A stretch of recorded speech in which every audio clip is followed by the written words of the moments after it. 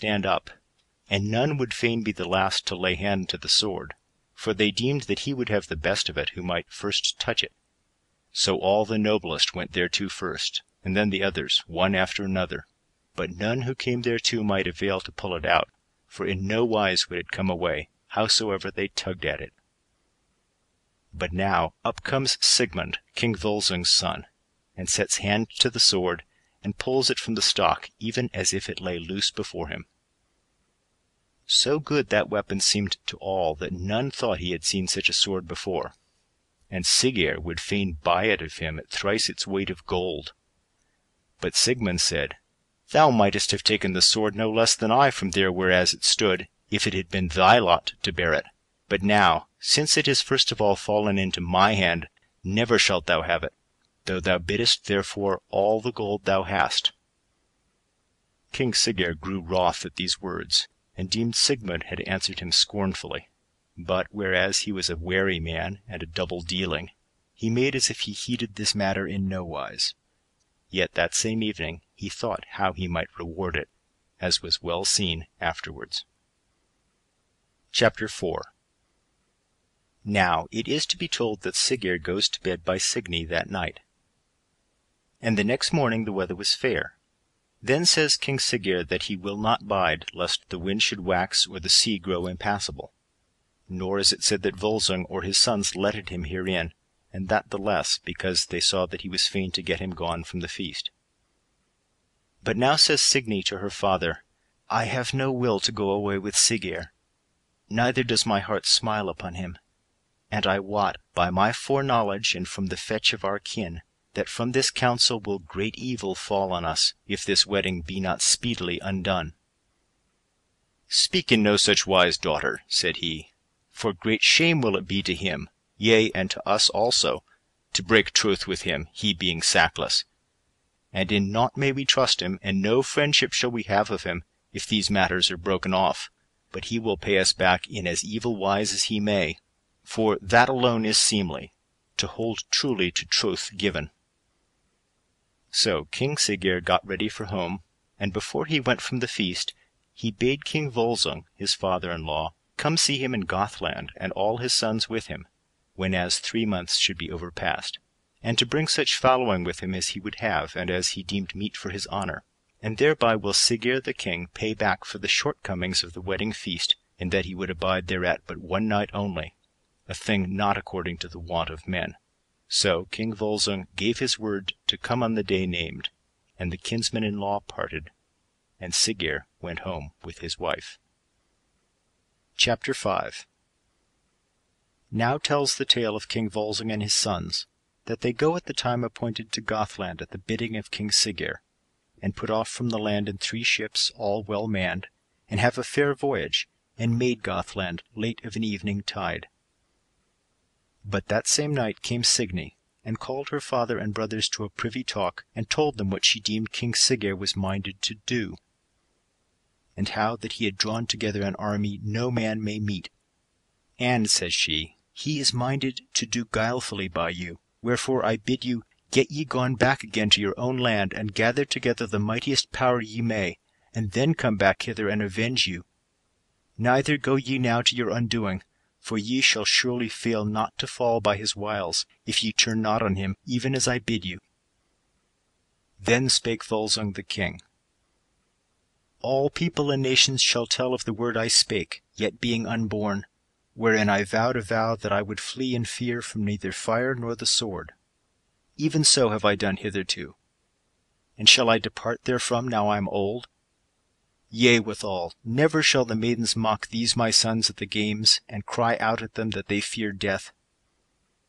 Once alone must all men need die, and from that season shall none escape. So my rede it is that we flee no whither, but do the work of our hands in as manly wise as we may. 100 fights have I fought, and whiles I had more, and whiles I had less, and yet ever had I the victory. Nor shall it ever be heard tell of me that I fled away, or prayed for peace." Then Signy wept right sore, and prayed that she might not go back to King Siggeir.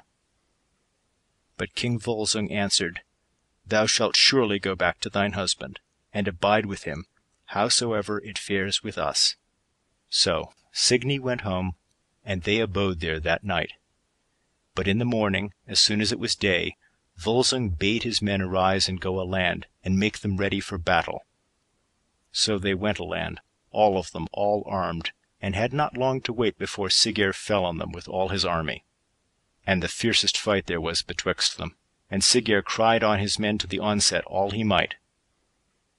And so the tale tells that King Volsung and his sons went 8 times right through Siggeir's folk that day, smiting and hewing on either hand.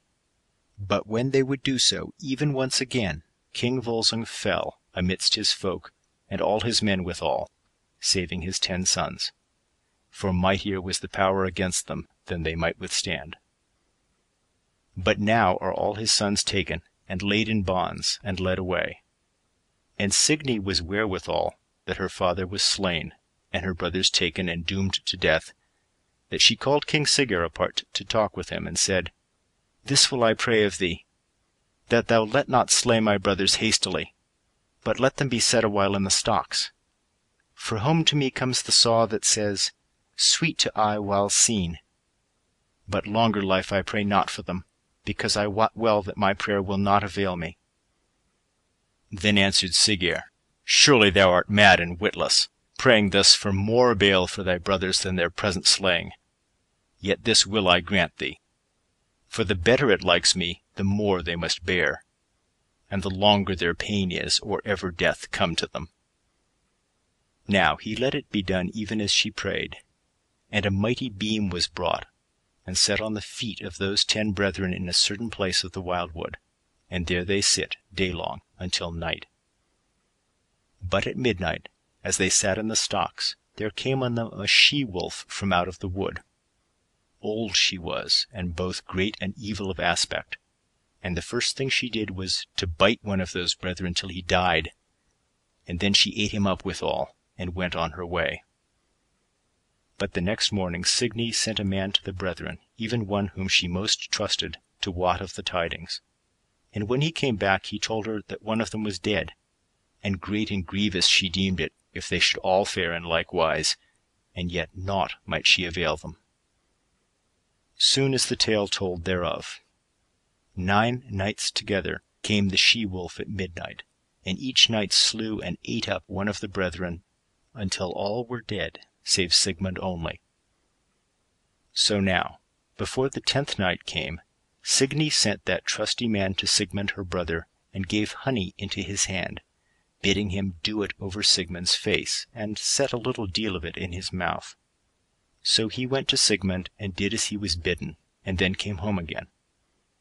And so the next night came the she-wolf according to her wont, and would slay him, and eat him even as his brothers. But now she sniffs the breeze from him, whereas he was anointed with the honey, and licks his face all over with her tongue, and then thrusts her tongue into the mouth of him. No fear he had thereof, but caught the she-wolf's tongue betwixt his teeth, and so hard she started back thereat, and pulled herself away so mightily, setting her feet against the stocks, that all was riven asunder. But he ever held so fast that the tongue came away by the roots, and thereof she had her bane. But some men say that this same she-wolf was the mother of King Siggeir, who had turned herself into this likeness by troll's lore and witchcraft. End of section 1.